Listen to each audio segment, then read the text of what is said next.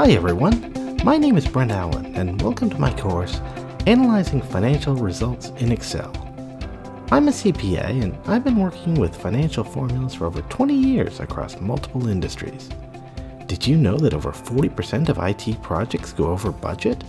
When evaluating any project, including IT projects, it's important to know how the business is getting their investment back.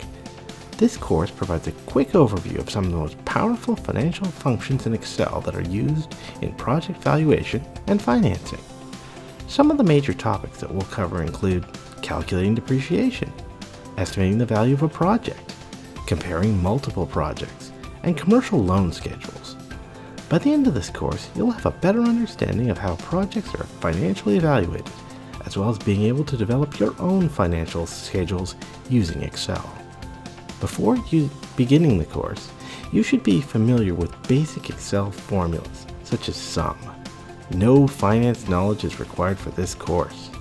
I hope you'll join me on this journey to learn financial functions in Excel with the Analyzing Financial Results in Excel course at Pluralsight.